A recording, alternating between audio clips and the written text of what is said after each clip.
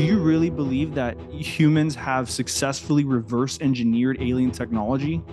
Yes, and I'll even go so far as to say recently I saw another Lockheed Martin video where they've now disclosed that they've begun to create metamaterial that can actually store and direct energy. Like, can you imagine the amount of video content and evidence that they have locked behind closed doors? Video footage and like actual proof that these craft are actually transmedium? Oh yeah, the late Harry Reid did say on an interview that not only have we only seen the tip of the iceberg, there is just much high resolution video that we'd probably never see the light of day.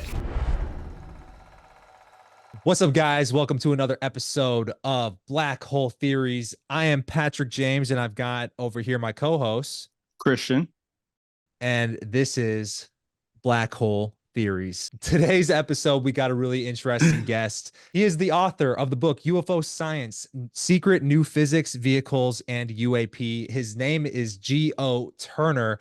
I'm really excited about this interview. Christian over here arranged this, and this is our first time meeting him. But essentially, he is the author of this book where he's taken a lot of these classic stories that you may or may not have heard of, such as the New York Times release and confirmation of unidentified aerial phenomenon, and the Bob Lazar story, where he apparently worked at Area 51 on a flying saucer that he referred to as the sports model. And what he's attempted to do in his book is simplify a lot of the physics around how these craft hypothetically work based on these whistleblower stories, and try to break it down and see, is the physics of this actually possible, and actually presenting some of this physics in a way that's palatable for the general public like you, me, and Christian. So, Gary, welcome to the show, and thank you for coming on, man.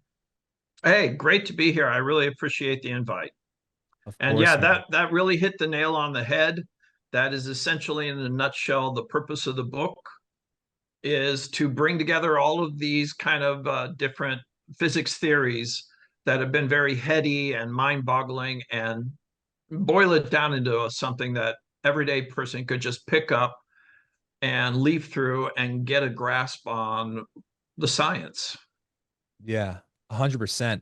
And I know Christian probably has a ton of questions he wants to ask you, but I kind of want to get us started here, because one of the things that was really obvious to me as I was going through your book for the first time is that obviously the Bob Lazar craft really fascinated me, and the fact that you have a whole section just on the physics of that craft alone was fascinating, because one of the things I like to say to a lot of people, even Christian, is that I haven't necessarily been into the UFO rabbit hole for like decades, like a lot of people. For me, when Bob Lazar came on Joe Rogan's podcast, I had obviously heard of this guy from the George Knapp reportings back in the 90s. But when he was on Joe Rogan and you could see it on video, that's where I really started to take this seriously. And so I'm curious, just to get us rolling here, what was the moment for you, or maybe the instance or the story that got you really starting to look into this seriously yourself? My mind was fairly well blown back in 2017 with the New York Times article. I had previously read another text about the subject of life in the universe, and it was I can't remember the title of it off the top of my head, but the subject was basically, when we look out into the universe, how come we don't see any signs of any technology anywhere we look? And it was a very objective examination of the topic.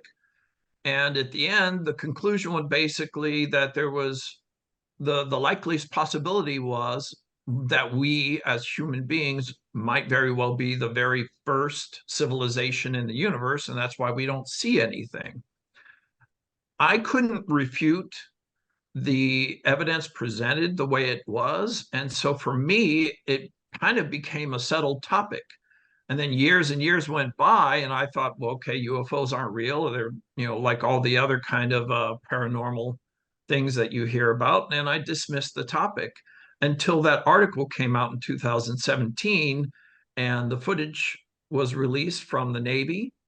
and other government agencies basically came out and said, yeah, this is actually a real thing. And it suddenly opened me back up that maybe this is a topic that I should re-examine. And the more I started digging into the new evidence and then going back and researching the physics surrounding it, the more I realized there's a lot more to it, and I shouldn't have dismissed it from the beginning. That makes a lot of sense. And was Bob Lazar's craft that he worked on, that whole gravity A, gravity B, gravity C waves, was that kind of one of the first ones that you really dove into yourself? Because I know it was like one of the major ones you highlighted in your book.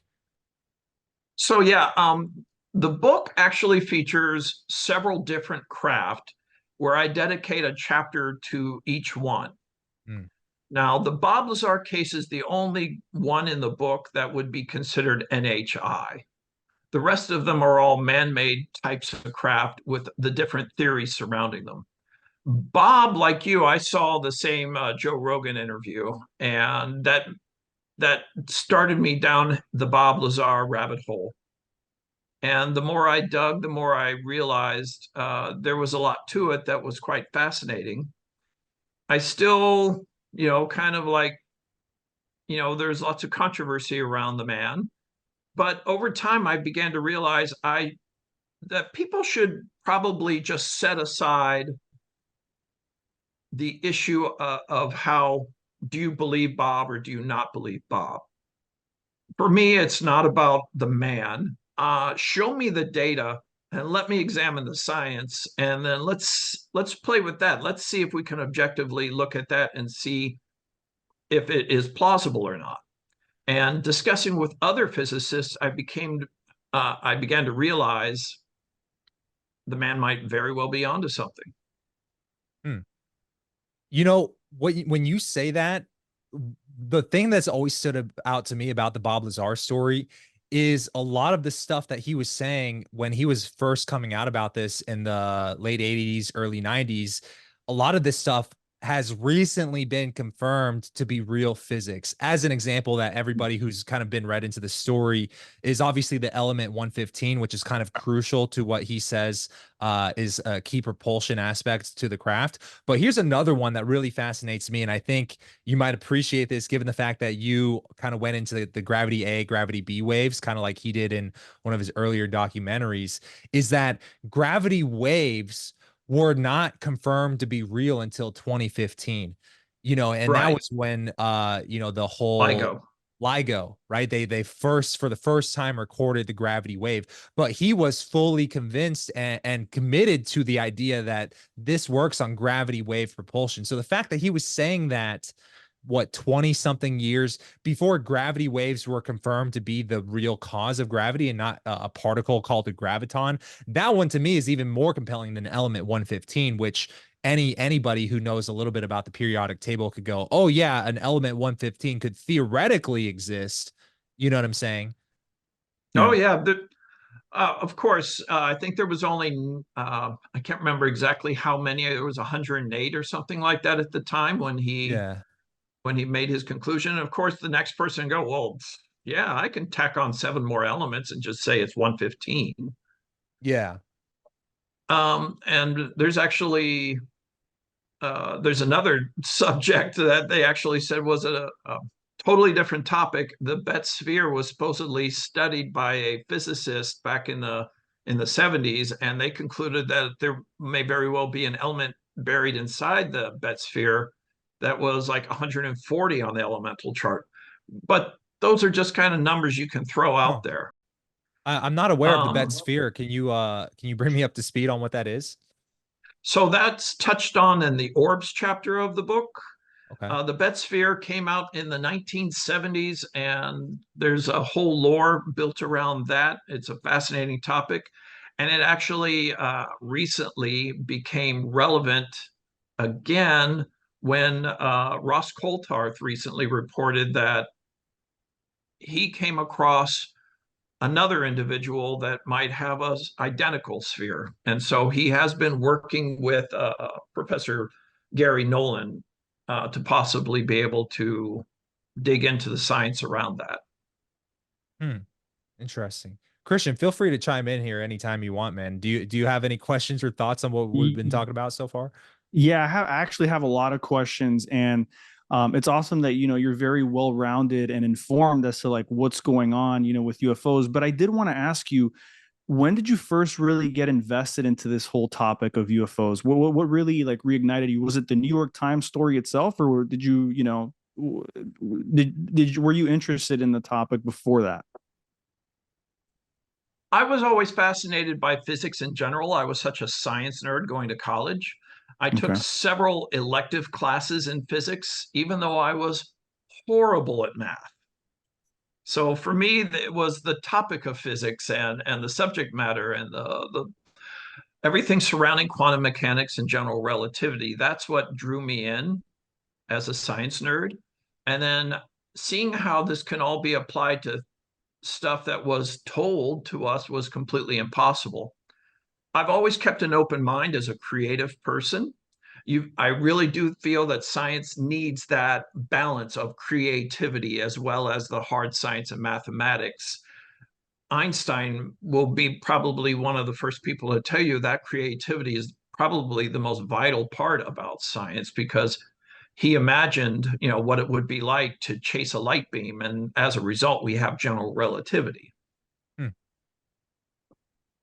Yeah, that's crazy. I was just watching the Oppenheimer movie yesterday, so like I've been Yeah. literally thinking about Einstein basically since last night. So it's funny that you brought him up.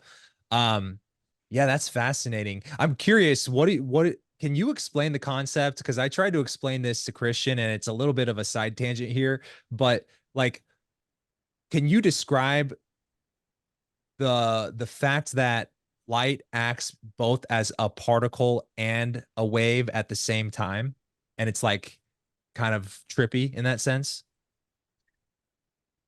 Ooh, so no one has been able to really deduce how that could be yet. That's still one of the great mysteries in quantum mechanics.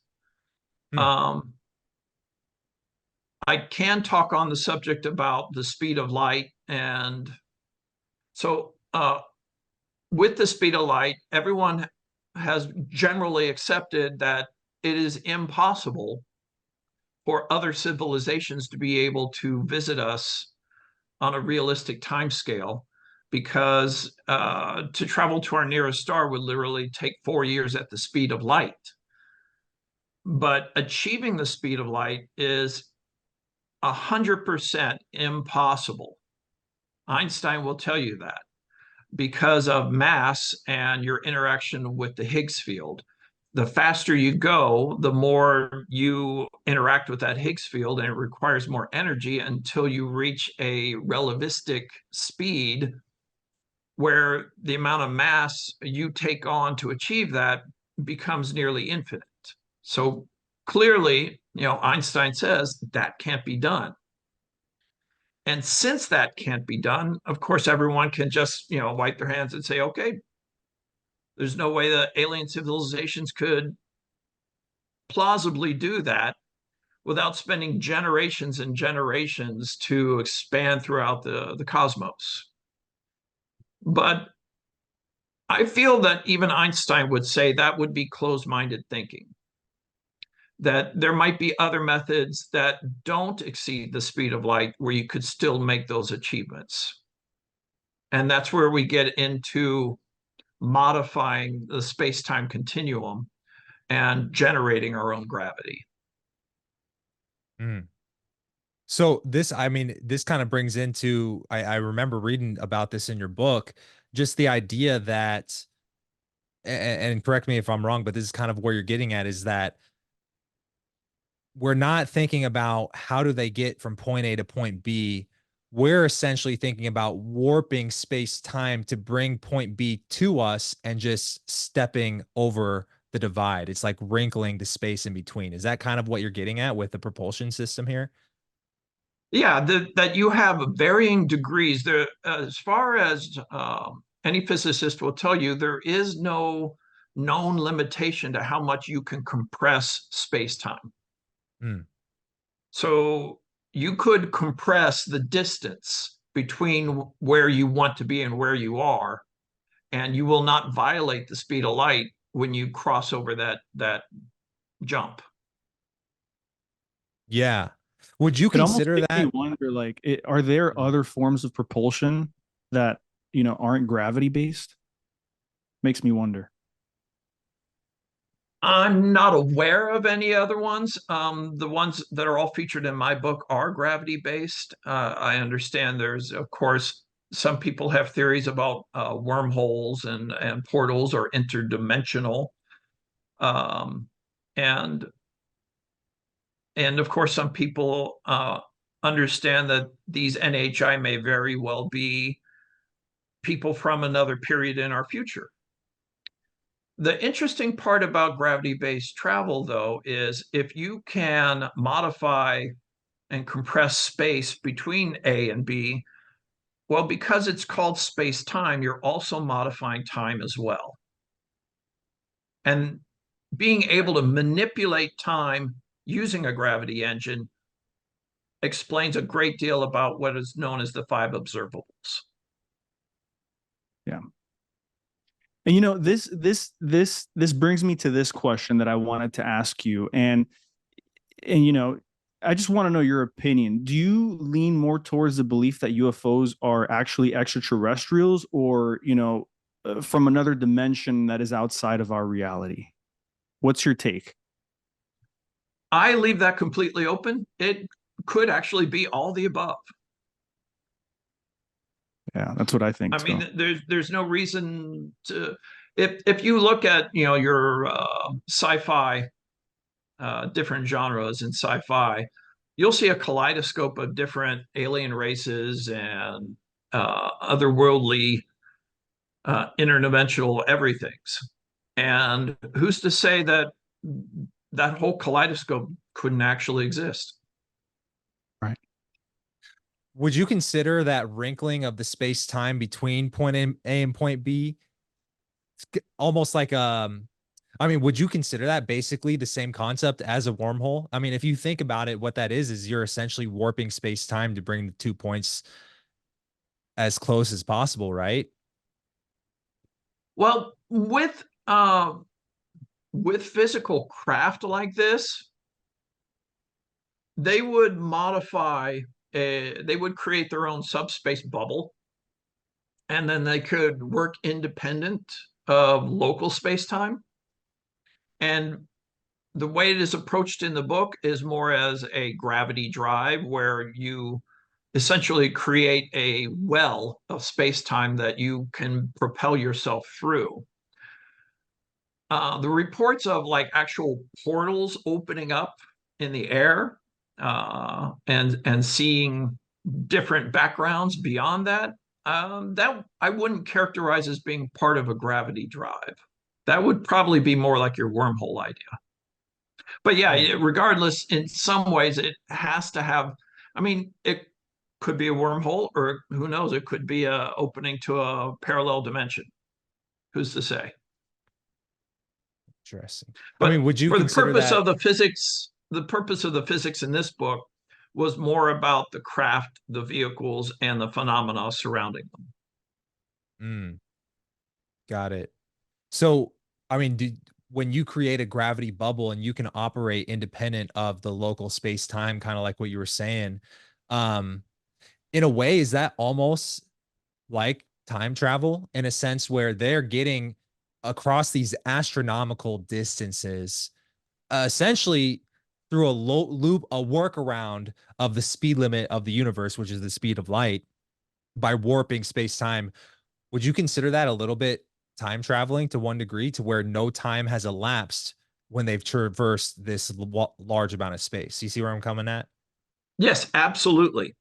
And even Bob Lazar has said that. So when one of the fascinating aspects about Bob Lazar's tale is, uh, if you watch a lot of popular sci-fi, Close Encounters of the Third Kind, and all the different kinds of sci-fi alien contact stories, everyone pretty much depicts flying saucers as, like, they zip along straight ahead, and that's been the general zeitgeist of the subject. But Bob was like, no, the craft I studied actually yeah, it can maneuver around like your typical flying saucer when it needs to. The funny part is when it kind of comes to a hovering stop, it seems really unstable and it tends to wobble around. But when it wants to go galactic or other solar systems, it will pivot its belly up to where it wants to go and then fly towards its object bottom first. And I found that fascinating. And there was no other examples of that until 2017 when they started to show the gimbal video. And the interesting aspect about that IR video was the gimbal begins to rotate up, and then we see the end of the video. And the rest of it was considered too classified to release. Would that be because they didn't want to show this crap suddenly zipping away belly first? If that happened, I feel like that would have been basically confirmation that this thing defies the laws of physics. I think even when we look at something like the Tic Tac video, it does show it zipping off.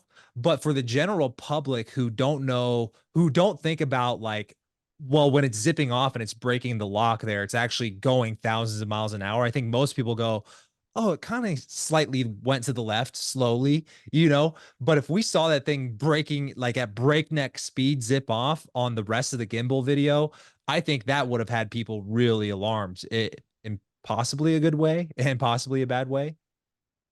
Yeah, and as that Tic Tac is zipping away, of course, the camera gimbal is trying to keep up with it. So on the camera, it doesn't seem as fast, but if you have it in relation to like the horizon in the sky, Yeah. that's quite speedy. Yeah. I Yeah. was wondering if this just be, I'm sorry, Christian, you can ask it, right? No, I I was ask just gonna, yeah, I was just gonna say, like, can you imagine the amount of video content and evidence that they have locked behind closed doors? I mean, video footage and like actual proof that these craft are actually transmedium and are able to zip through the space, air, and sea. I mean, Oh yeah. The late Harry Reid did say on an interview that not only have we only seen the tip of the iceberg, there is just he's aware of much high resolution video that he felt before he passed we'd probably never see the light of day.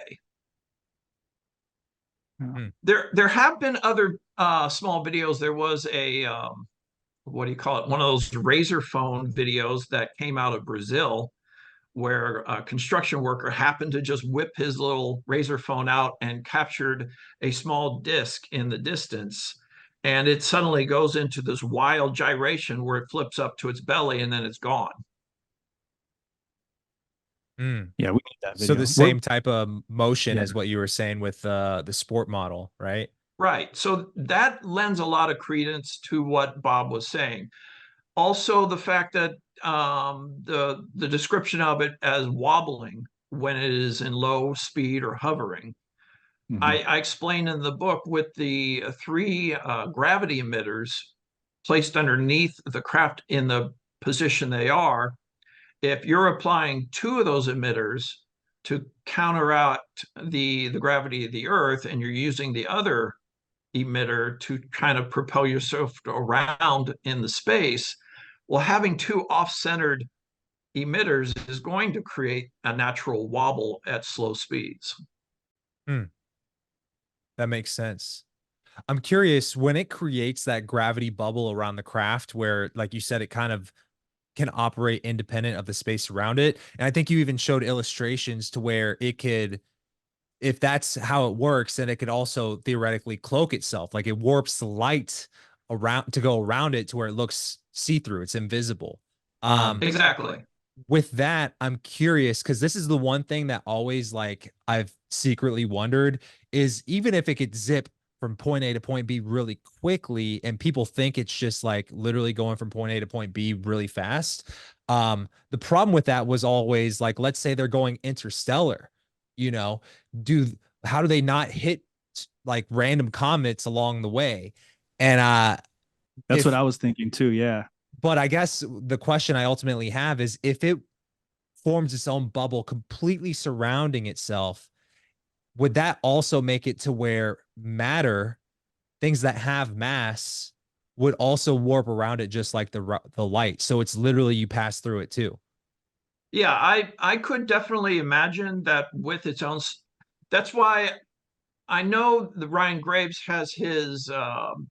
We're able to take the subject and talk about how it is a threat to aviation to have these objects around in space. But and depending on what level of distortion you have around your vehicle will determine.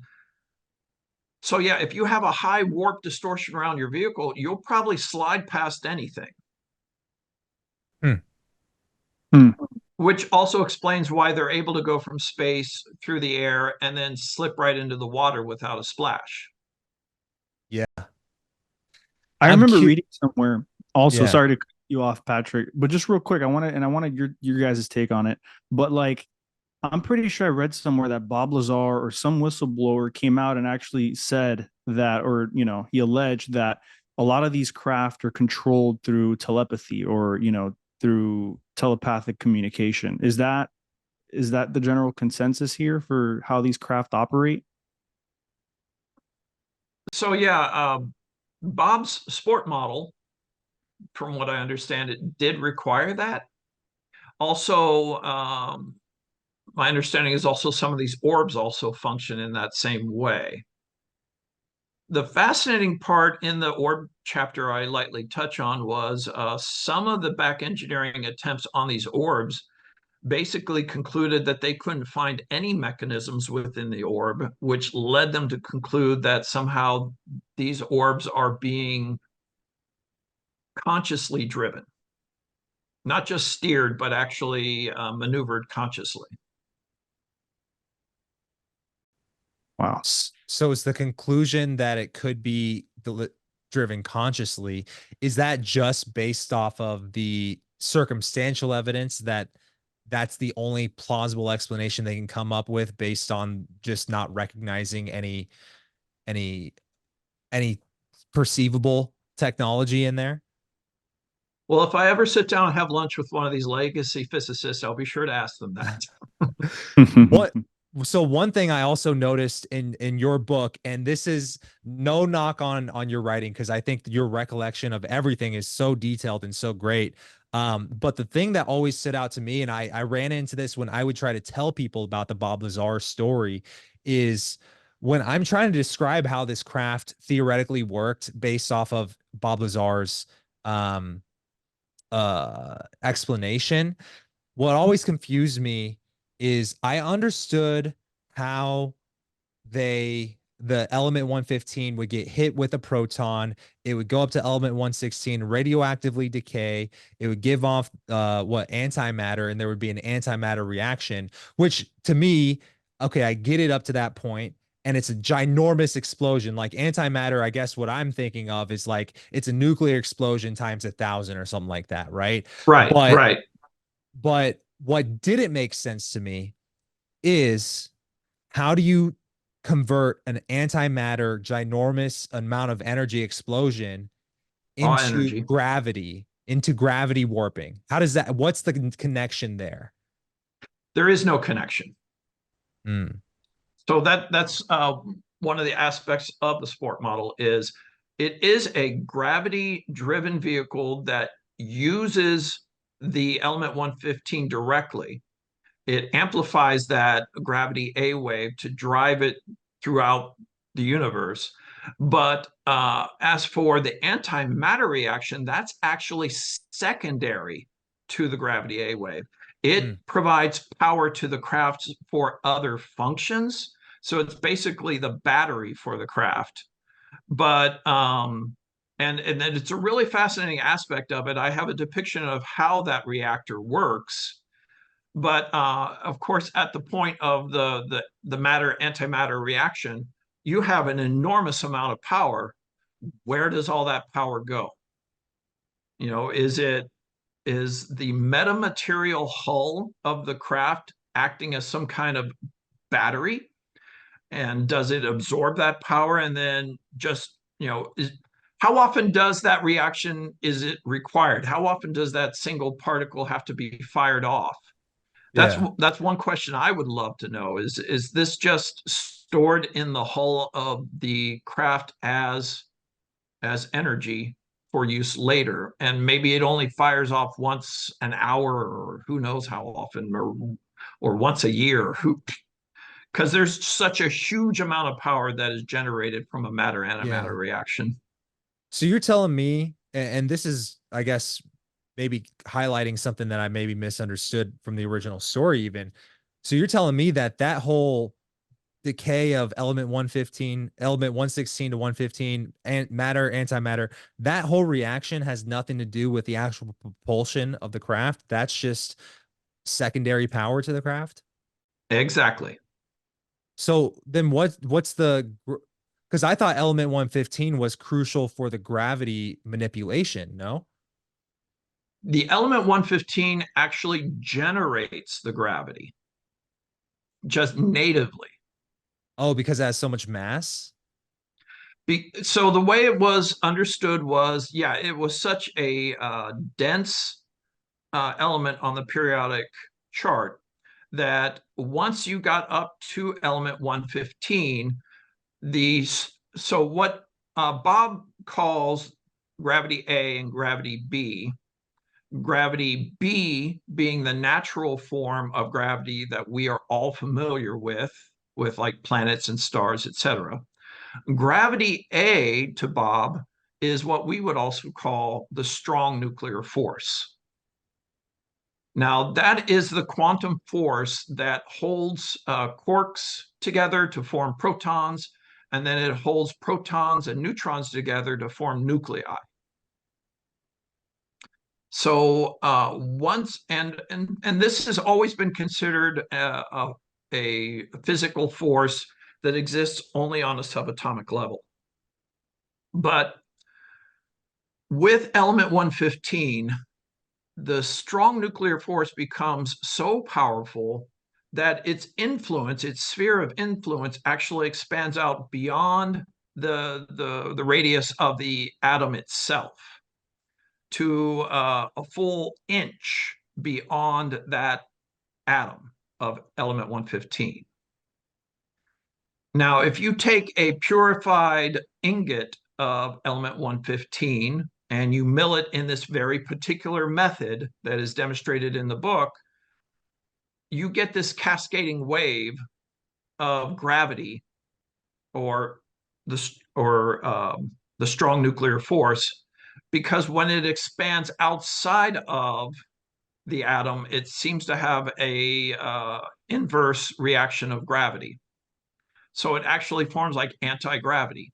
And they're able to siphon this off because of the particular wavelength that it is emitted, the gravity A wave. Hmm. And so the engine takes that siphoned off gravity A wave, and using a waveguide, it funnels it through a amplifier, very similar to the kind that we would use for power amplification from electric engines or power grids. And then doubling up those A waves upon each other, they can magnify and then redirect those waves where the craft needs to be driven. Yeah. So I guess one of the things about element 115, and my mind is kind of like questioning everything now, because I feel like, man, I didn't make that connection as far as like the element 115, the whole firing the proton at it, the antimatter had nothing to do with the propulsion. That's kind Right. of mind blowing for me. Those are separate functions. So one of the things that about element 115, I'm curious because you said it was essentially creating its own gravity that was more than expected, I guess, right? Yeah, Um, when natively. when element 115 was confirmed to be physically possible by, you know, what, 2004, when they got it and it radioactively decayed instantly, but it was just a split second that they got it to exist in that particle accelerator. Um, did they notice the same effects on gravity from that one experiment, or was it not around long enough for them to measure any gravity warping? Well, it isn't just a problem. You could ask any quantum scientist out there. Connecting gravity to anything subatomic is nearly impossible. And then you compound it by having an element that only exists for a hundredth of a second. And its detection was probably inferred anyway, not directly observed, because you have different plates on the outside of your particle collider that basically register hits. And so, it's not directly observed, but through the math and through inference, they determined that, yes, we did create element 115 for that fraction of a second. But it just isn't possible for them to detect any kind of relation to gravity, especially under the enormous forces of a particle collider. Interesting. I did want to make one correction. I believe gravity is the weakest of the nuclear forces, technically. Correct. Yeah. Yes, it is enormously weak. Yeah. Christian, you have any questions? I feel like we're kind of just I don't want to cut you out of the conversation. No, man. Listen, I'm a resident idiot when it comes down to all this science stuff. So, man, I really like to hear about it and learn more, I'm just like an outsider looking in, and this, for this conversation you guys have had so far. But something, I want to ask a more broad question, if you don't mind.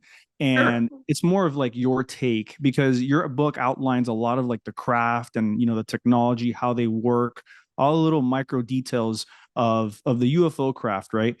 And so I wanted to ask you, do you really believe that humans have successfully reverse engineered alien technology? Yes, and I'll even go so far as to say recently, I saw another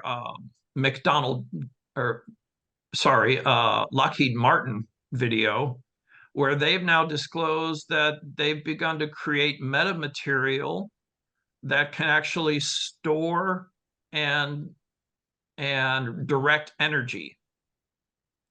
So like one of the facets of Bob Lazar's sport model is that the entire craft, throughout that craft, there are no wires, nothing that was obvious that would be a way to distribute energy around. And they were mystified at how that could be.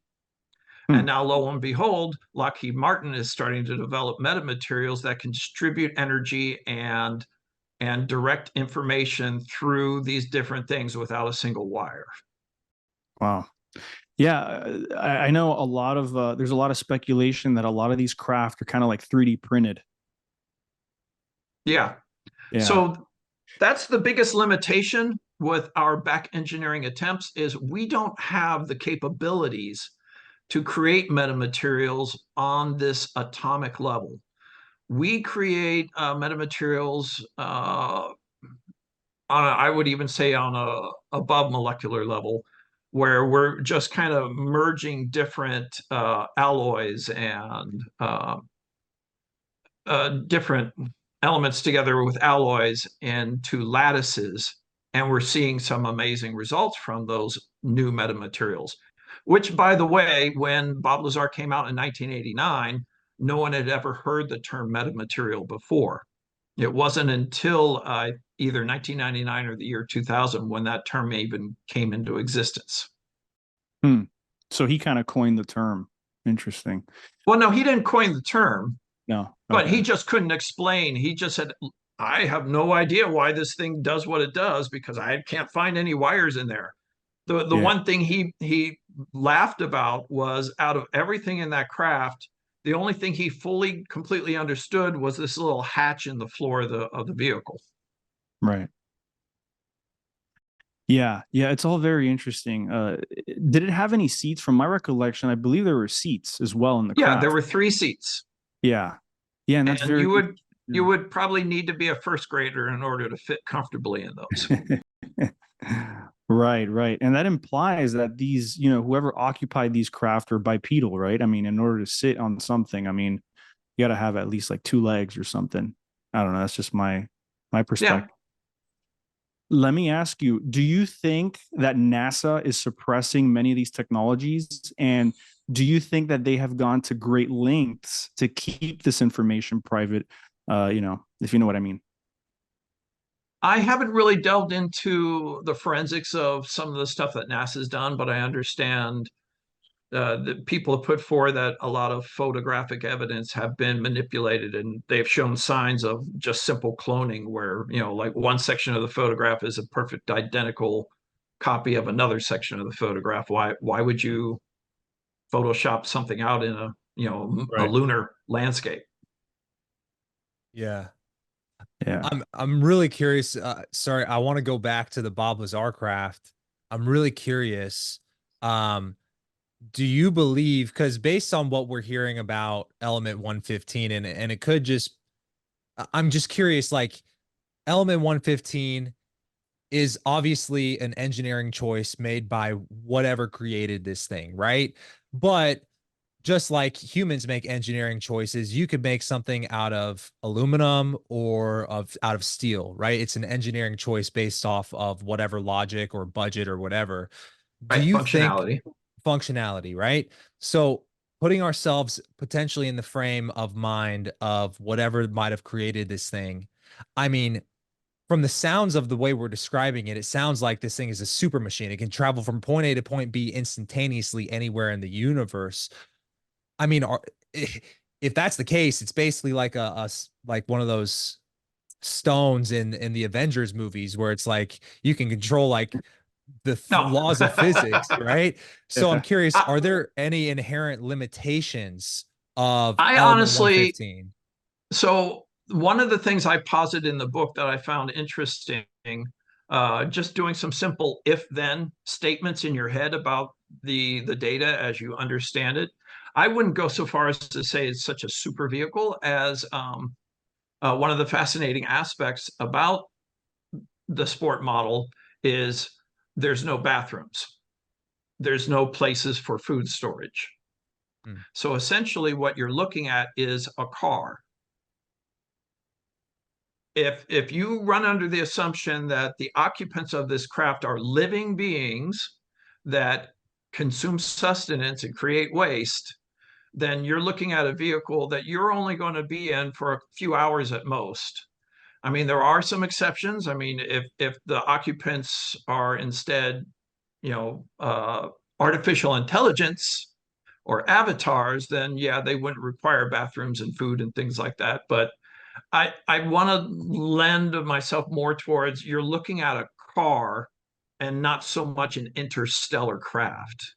Hmm. So Hmm. if it's not an interstellar craft, then it probably meets up somewhere else or Hmm. has some jump point of some kind. That makes me wonder, have they ever recovered a craft where there's purported bathrooms or food or, any kind of like normalized or, what we would perceive as normal, amenities or, technology? So recently, David Grush gave a speech in New York. I want to say that was around New Year's. And maybe you heard about where he disclosed that supposedly one of the weapons manufacturers, military manufacturers, is in possession of a 40-foot diameter craft, which I did hear about is that. Yeah. the size of a football field inside. Yeah. So hopefully those would have some kind of bathroom in them. Did you hear about that, Patrick? Yeah, That I have story? heard about that. I have Yeah. I have a question. I mean, so real quick, I guess this would change my question. What do you think did 'cause you might have said this, but what do you think the reason is for all the energy created out of the antimatter reaction? Like, did they ever find a purpose of where that energy goes to if it's not the gravity? No, that was not really discussed. Um, but Oh, it is a fascinating question. Yeah. And again, it goes back to why would you need that much power? right. Yeah. Because so much of his understanding of the gravity aspect of the sport model it could even be weaponized, where you could create gravity lenses to fire beams through for concentrated energy. Now, maybe that might be one of the alternative purposes. How much of the energy is required to operate whatever computational energy it takes to navigate the vehicle? Who knows? Yeah. What if the result of the antimatter reaction actually allows the aliens to get really extremely high? Like, it's like the stoner aliens, like, hey dude, you want to go over to Earth and watch the humans real quick? And they actually get like really stoned off the antimatter reaction, and then the gravity stuff is separate. It's like you said, driving a car. I've seen a vacuum cleaner like that on heavy metal. What do you think, Christian? You ever been high? Many times, both physics and not. Yeah, that's You, interesting. Christian, actually, when you were asking that question about like the bathrooms and stuff, Yeah. I don't know if you've ever heard about this story, G.O, but I vaguely remember a story about a UFO sighting where beings came out and essentially gave this guy, this farmer or whatever, like food. And the food, he had a piece of it. He was showing it on like this Oh yeah, interview, the and it was like pancake, right? it was like this weird cracker thing that kind Yeah, of tasted like just pure fiber. yeah, I remember that story. Yeah, have you heard about that, Geo? That one I'm not familiar with. Yeah, it's very interesting. Yeah, he actually ate the pancake. I think he called it a pancake. And yeah, very And weird. he hopefully saved some for somebody to study. Right. Yeah. Yeah. Yeah, that's a wasted I opportunity mean, for that's crazy. If you gave me some alien food, I'm telling you, I'm not sticking that in my mouth. I'm just, like, who knows what's on it? You know what I'm And saying? honestly, you really shouldn't, because it's like one of the issues. So some people definitely theorize that these gray aliens are actually artificially intelligent biologic androids. yeah. And the reason you would employ them is because very much, when you go to visit other planets, are you going to pop your helmet right off and start breathing in the atmosphere? Of course not. Right. That's a liability. It's a huge liability. There's bacteria, there's viruses. Who knows, what could happen to you outside of the different, atmosphere mixtures. Right. Yeah, for both So, the planet and for the invaders. Yeah. so better to send down sterile androids that could possibly interact with human and not bring back anything as well that you don't want. Right. This reminds me of Moment of Contact, of the Varginha creature that infected that cop. Right. That yeah, the cop recovered like this alien being, and he ended up dying of just like, unknown causes, and the whole hospital that he was brought to had to be quarantined. In James Fox's film Moment of Contact, really good movie. Have you seen it, Gio? Oh, yes. Yes. I followed that case as well. And of course, they buried his body as quickly as they could, because they understood that nothing they threw at the bacteria that had infested his body, nothing they threw at it had any effect. Yeah. Yeah. I have a question for you guys, and this is really interesting that you brought this up, Christian. So Gio, yes, I told you that yesterday I was in New York for a podcast. It was exciting. I actually did shout out our podcast, Black Hole Theories, Christian, but Nice. it was literally so recent that I haven't even told Christian about this, Gio. But so here's the thing: the producer of this podcast, his name is Alessi, and he actually was the cameraman for James Fox in the Virginia, Brazil Moment of Contact when they were filming that. He was the And one that approached that guy that was very hesitant, like he was like about to shoot them in that yeah, movie. he was holding Yeah. the camera, and Yep. he was doing the camera holding for the whole, like, all the interviews that they did and everything. He was the So That's long insane. story short, I want to get your guys' take on this, because he gave me a ride to the airport last night. And obviously we were talking, and by that point I'd been hanging out with this guy for 5-6 hours. But this is like first time it's like just me and him, and I'm asking him all the questions I have about this documentary being and him being down there. And one of the things that stood out to me is like, okay, how can anybody be skeptical that this is a real thing and that that aliens are real if these people actually physically saw this little creature like they talk about in this documentary? Like, wouldn't that alone be enough to just convince you that this is real, especially if this is if the documentary proves that this thing actually happened? And I basically posited that question to the guy who was there filming with James Fox, because he said like they even went out and grabbed beers with the guy who was in the car. I forget the name of the guy, but they like James is like making a big deal. He's like, I looked at this man in the eyes and realized that this man has seen an alien creature and it gave me chills. Like that's kind of what my impression of James. He's like, yeah, we went out and grabbed beers with this guy afterwards. And I was like, well, did you guys continue talking about the alien? He's like, yeah, of course, man. So it's like, I asked him this question, right? And the cameraman goes, yeah, I don't know. I'm still a little skeptical. The fuck? So I really wanted to ask you guys, what do you make of that? Because do you see my logic, and do you see how now that kind of throws a wrench in the whole thing? Of course. I mean, the whole town knew about the incident. The whole town was being quarantined and like sectioned off in corners. I don't know, Gary, what are your thoughts? I mean, there is something to be said for people want to glom on to an exciting story and play their role, and especially when you're talking about other countries where it's just a fascinating topic and people want to be a part of. So I try to avoid any kind of fixation on individuals as to whether or not this person is to be believed or that person to be believed. I would much rather just focus on the data and study the theories and talk with other physicists. Mm-hmm. Yeah, I could see that perspective. And this brings me to this question, okay? And so have you ever heard of the Wilson Memo? Yes. Do you believe it's authentic? I think there is plenty of reason to find that acceptable. Okay. So in the Wilson Memo, they discuss how there hasn't been any progress in reverse engineering the technology. And the Wilson Memo, it was actually recorded in the 90s, right? In the early 90s. So that poses my question to you, and I want to get your take on this, is have we made advancements from the 1990s to today, right? If there's validity to the Wilson Memo in that, there hasn't been any advancements. So you have to, it's kind of, there's so many different aspects to view this from.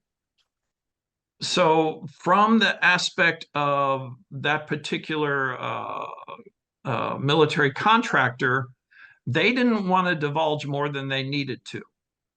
Their whole purpose for having that meeting was to find out how the J2 found out about their existence. So they're only going to disclose what they feel like they need to, and anything else they can always just kind of oh, we haven't gotten anywhere with it yet, Right. but yeah, we've got stuff because you're aware that we have stuff, so we're not going to deny that, but oh no, we haven't gotten anywhere with it yet. So you think it was being like obfuscated even in the memo? Right. They didn't want him to, they never let him in to see anything. Interesting. Yeah, the whole purpose of that meeting was it wasn't just to shut him down. It was because they wanted to meet with him because they wanted to know who led them to their door. I see. That makes sense. Yeah, I have a question. Speaking of documents, have you heard of the Nazi wonder weapons, specifically things like Die Glock or the Hanabu craft, which looks like flying saucers, the blueprints of these things that were found? Yeah, so that was thrown out to me when I was studying all these different vehicles. And I seriously considered like, well, okay, I want to feature one of these Nazi flying saucers within this book since I'm featuring all these other craft. I'm featuring the Fluxliner, the Tr3b, as well as Salvatore Paius's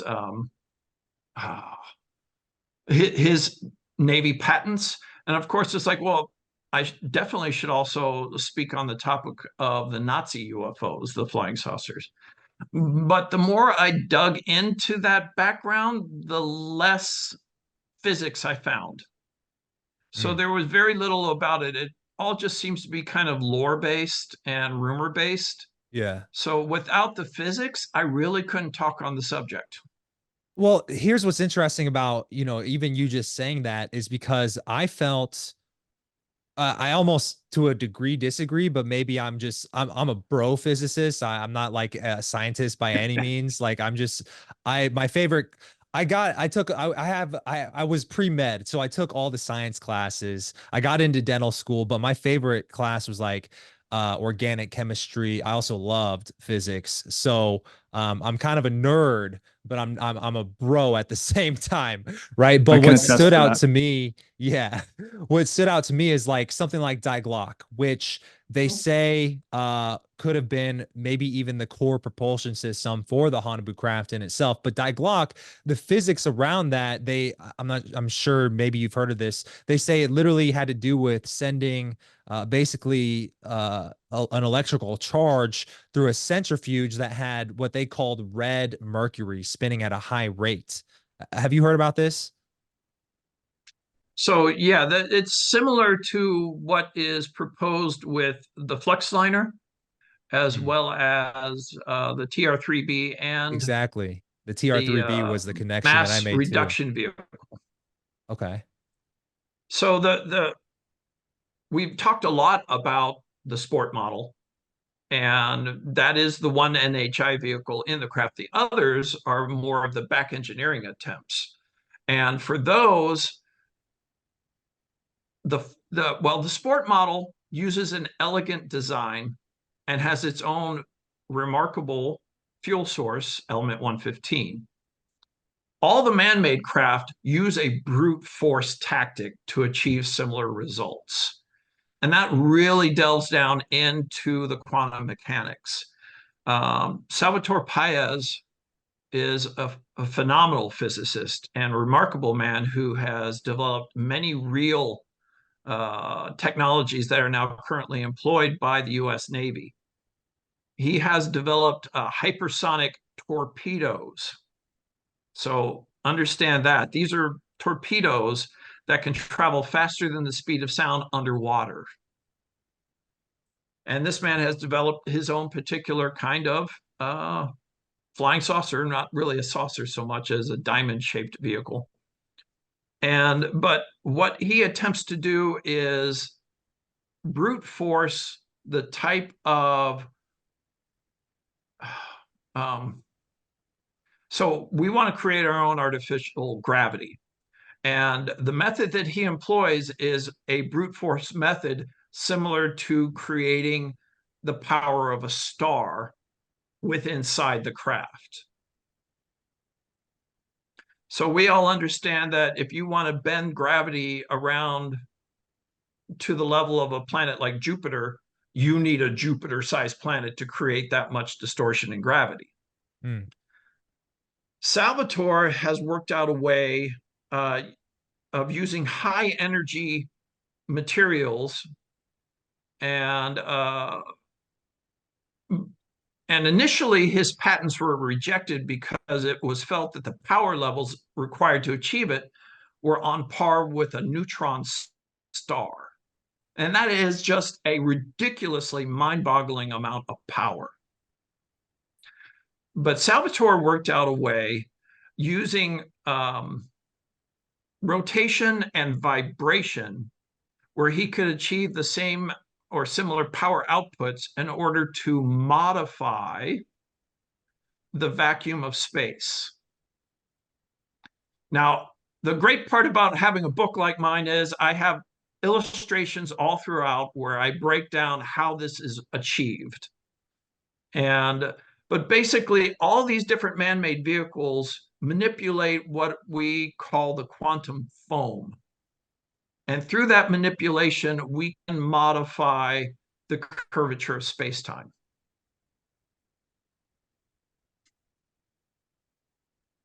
Hmm. And I left you guys breathless now, right? Yeah, I've we're been not lagging. breathless this entire time. I'm So I'm yeah, I'm But I'm that's why it's in a yeah. book with illustrations, so it's easier yeah, to understand. I love Oh, it. I'm looking at it right now, and there's a lot of illustration, and I feel like a lot of people need that, especially those that are just diving into the topic, or just just casually reading it, and they want to get a better understanding of what this is, how it works. I feel like visuals are definitely a plus for sure. Yeah, yeah. Yeah, and really my whole point in creating this book is to break apart that stigma that we've all been living with for 80 years. We've yeah, been told that the physics says it's impossible. But if you can sit down and it's actually a relatively short book. It's only about 150 pages with illustrations and everything. But if you can sit down and you can examine the illustrations and read through the text, you can begin to grasp that what we've been told is absolutely not true. This is possible, and we need to open our minds a bit to what is potentially a game changer. Yeah. amen to that. And that leads me to a quick question for you. And I don't know how much time you have left, Gio, so I want to be considerate of your time. But one thing that did stick out to me, I believe it was like last year, the year before that, is that there's this retired CIA officer who's been on several podcasts online on YouTube. His name is John Ramirez, and he's essentially just kind of blowing the whistle about there being a timeline for disclosure, and a number or a year that he threw out was 2027. And Yes, I actually touch on that in the towards the conjecture part of my book. gotcha. What are your thoughts on that, on there being an actual plotted disclosure, and what does he mean by that we have until 2027? That I don't know if that implies that there's something that's coming here, or something that will be revealed to the public. What's your take? So, retired CIA operative John Ramirez basically came on and said the whole point of the 2017 article was to start us down a path that we had a 10-year roadmap to follow, and that by the year 2027, something would occur, some event would happen that disclosure would become inevitable and undeniable.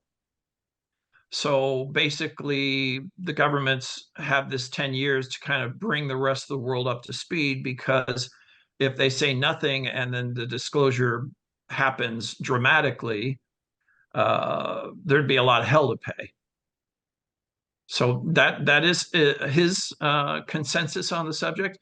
The Yeah. fascinating part is John was a very high-ranking individual within the CIA, and he was able to speak on this subject because he never signed an NDA relating to the topic of UAP. And Do you he see that as heard in credible? classified settings and in different SCIF meetings that this is actually something that the CIA is discussing. Hmm. It would Do be you, a fascinating event to look forward to, but I yeah, can't say one absolutely. way or the other. Yeah, it is very interesting. Yeah. Patrick, did you have any other questions for him? Yeah, I mean, I kind of even bringing it back to a little bit of the original reason I asked about the Nazi wonder weapons was because I did want to work it back to the Tr3b. The first time I heard about the Tr3b was when Tom DeLonge brought it up on Joe Rogan's podcast, a little video, and Joe Rogan said it looked like bullshit. But I searched the Tr3b and found something interesting when you Google the Tr3b Ad Astra is that there's an actual patent on Google for it.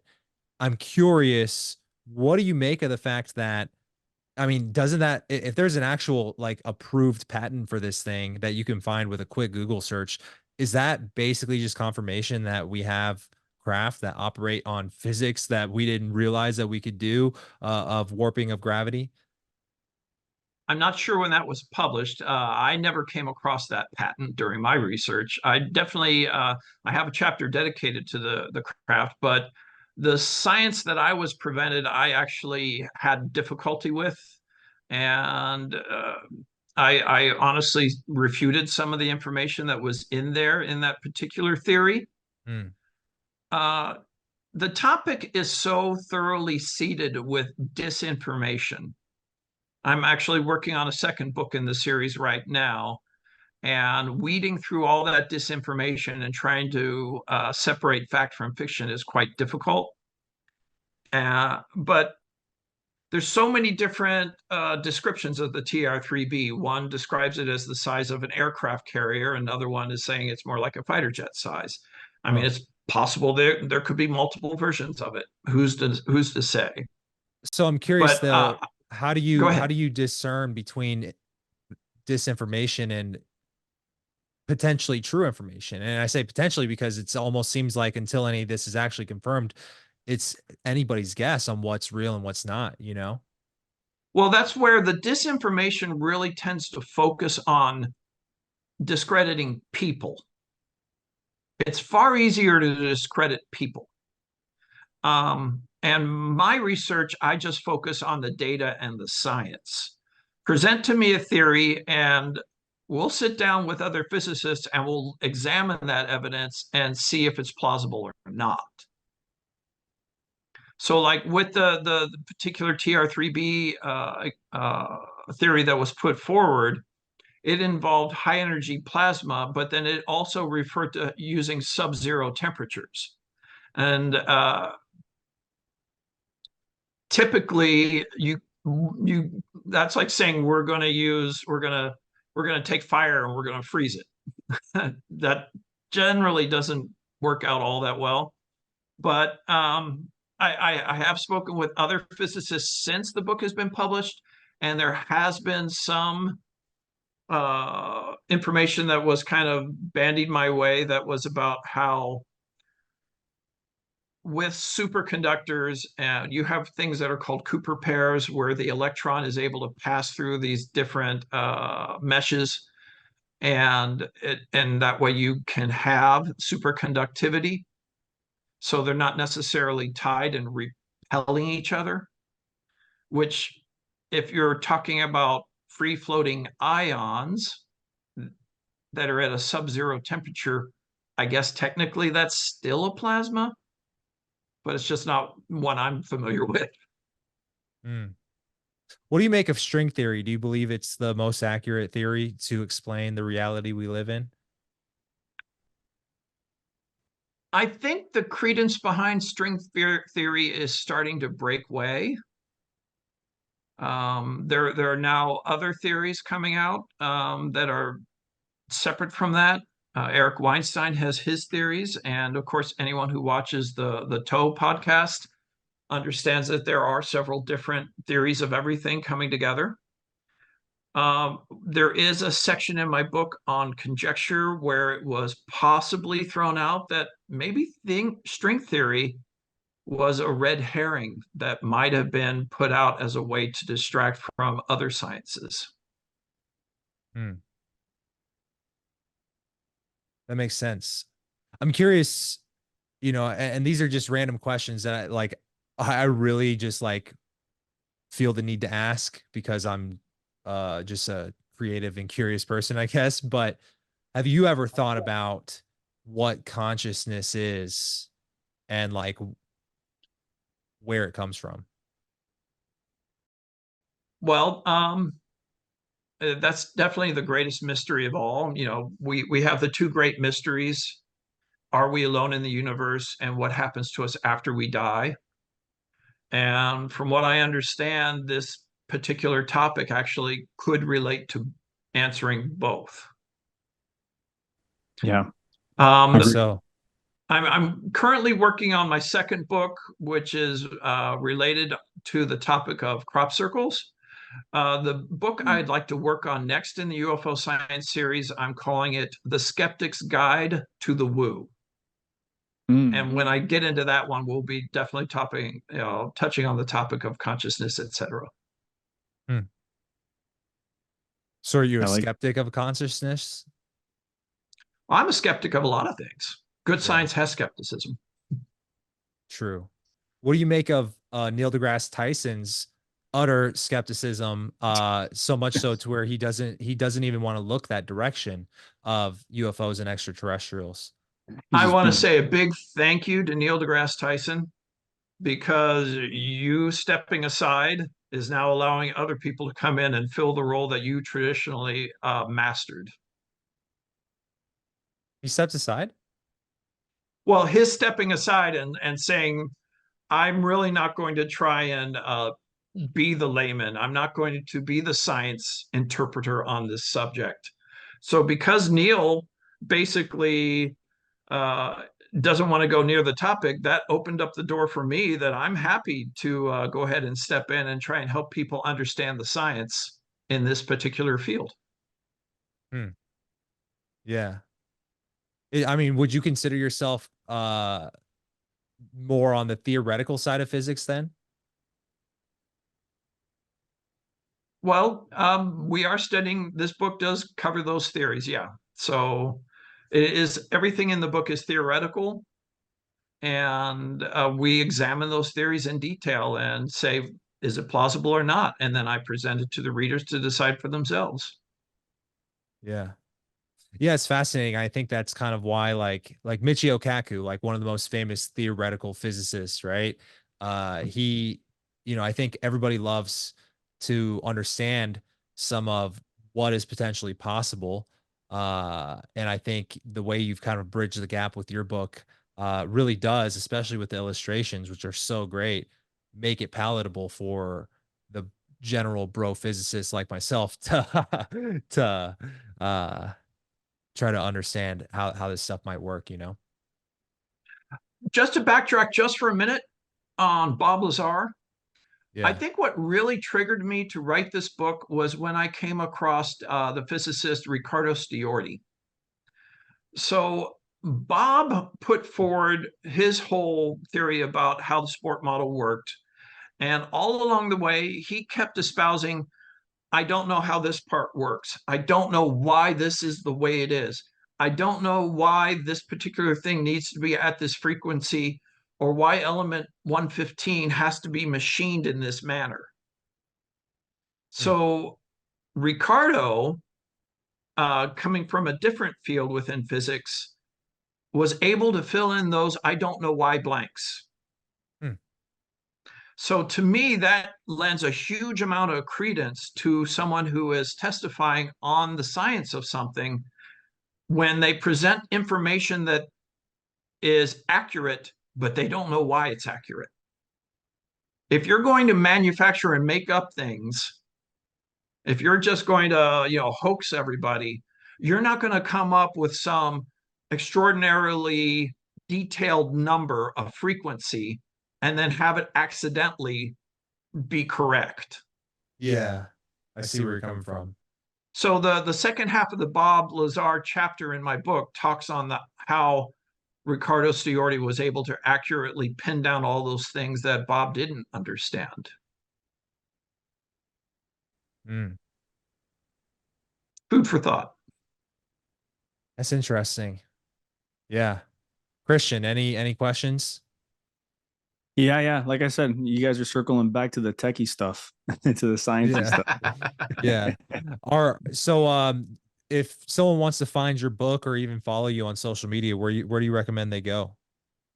It's available as paperback in many different bookstores, Barnes and Noble or Apple Books, etc. It's also Amazon has it in ebook, hardback, and as well as Kindle Unlimited. Okay, Awesome, cool. awesome. I actually have one last question for you, and this might be newsworthy or relevant.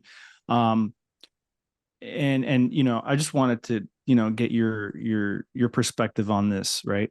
And I'm sure you've heard of it. It's been on the news. So what are your thoughts on why China is purchasing land near military installations in the United States?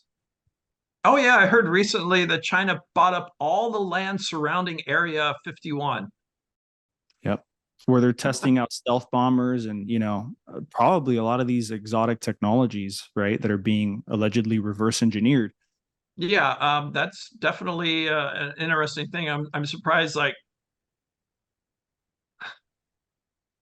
I have to wonder. I think our American intelligence agencies are pretty damn smart, and they were actually quite happy that China flew their giant balloon over our country, because it actually afforded America an opportunity to signal trace everything that was coming and going from that balloon.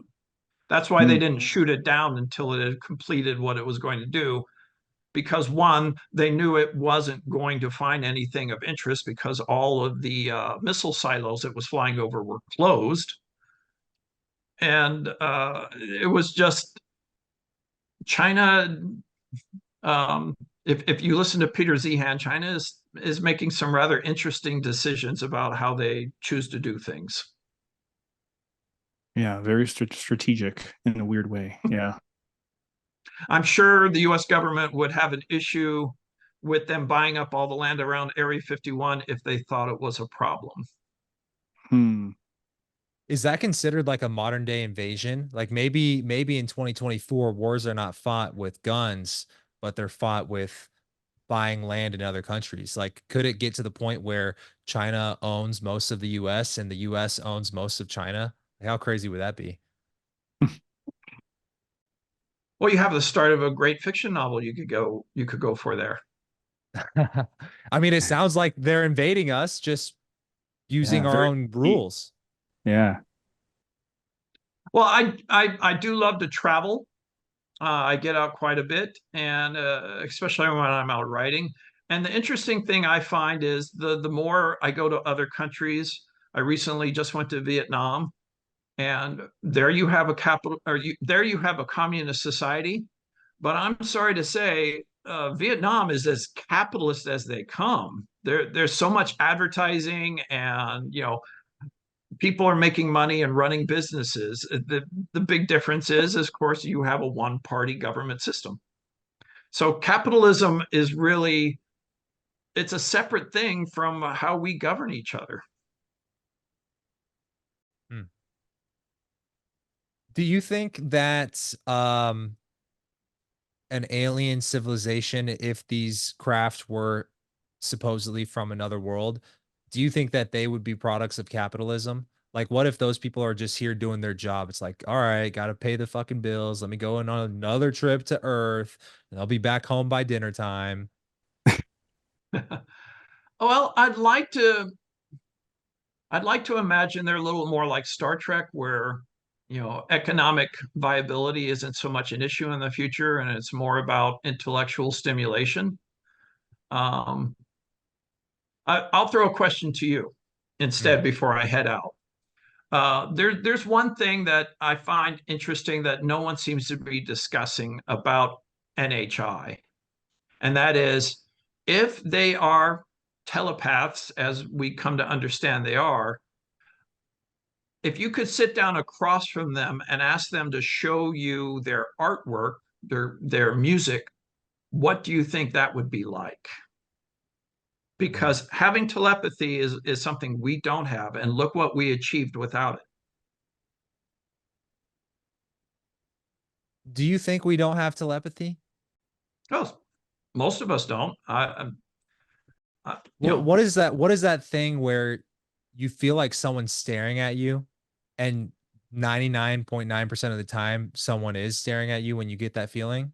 Do you think that's like a form of telepathy? Potentially, but I've actually seen studies where that's been refuted. Really? Uh, yeah, there's actually been some videos on that topic where, imagine you're standing in a TV studio and there's a curtain behind you, okay? Mm. And behind that curtain is a window that is either filled with people staring at you or not. Okay. So they ran a series of tests with all these different individuals that would come in, and some people had someone staring at them and some people didn't. And they would part the curtains to reveal whether or not this was the case. And they found that there was absolutely no accuracy between those people who thought they were being stared at and those that did. Or, yeah. So wait, was the curtain in between the staring people and the subject? So the subject would come into the room, the curtains would be closed, Uh, and the person wouldn't be told whether or not they felt like they were being stared at first, and then finally they would have some discussion, and then the interviewer would ask, "Do you feel like do you feel like a bunch of people are staring at you?" And some people would say yes, some people would say no. Then they would part the curtains, and you would either see an empty room or a room filled with people. yeah. That makes sense. I guess let me ask you this then, because we all know that science gets a little weird, especially when we get theoretical on something like telepathy. Because what if it is similar to the observer effect on exactly the question I asked you? Why is it that sometimes light acts like a particle and like a wave? And if you've seen like the slit experiment, the whole concept of it is just the fact that you add an observer changes how it manifests in itself. So what if that has something similar to do with that effect that we're hypothesizing right now of noticing someone staring at you? Yeah, I mean, definitely that is one of the big mysteries in quantum mechanics with the observer effect. And then they even took that another step higher with another split screen experiment where, in order for the results to come out the way they did, the photon of light would actually have to travel back in time in order to find out whether or not it was observed or not, and then it still struck the way it did. So it's definitely a mystery topic, and if I could answer that question, then I would probably be lining up for the next Nobel. Hmm. I think one last question is only fitting before we get you out of here. But because our name is Black Hole Theories, what do you theorize happens in a black hole? Oof. That's where general relativity and quantum mechanics meet, and all of our science breaks down. So I have no answer for that one. I Hmm. know some people theorize that the opposite end of a black hole is a white hole, but no one has ever detected anything that was just like spitting out ungodly sums of matter into the universe. What is a But white who knows? hole? Maybe on an alternative dimension, they have white holes and we have black holes. Oh, Hmm. I feel interesting. like one day we'll definitely find the answer to that question. And by we, I don't mean me, but I don't want to find out the hard way. Yeah. I feel hopefully not. like due to the spaghetti stretching effect, you wouldn't even survive the entry. Well, and they say you would even end up seeing the end of time on the way down. Yeah. I mean, if you're not dead by then Right. from being stretched infinitely long. Um, all right. Well, thank you for that. Christian, anything else you want to add here? I I just mean, appreciate it. This is such a fascinating topic, and I love discussing it. And people have any questions, I'm happy to answer. yeah, you've been awesome, Gio or Gary. We would love to have you again, sometime on the pod. We really appreciate your time, coming in here and, tackling these crazy topics with us, these black hole theories. And yeah, man. Yeah, thank you so much for your time. And where can people find you on social media? So the easiest place to find me is on my author website, G.O. Turner Writes, Cool. WRITES.com. I'm actually known for writing some fantasy adventure fiction novels, and you can pick up a free copy of one of those at that site. And from there, you can click over to different, social media accounts as well with Facebook, Twitter, etc. Cool. Gio Turner, everyone.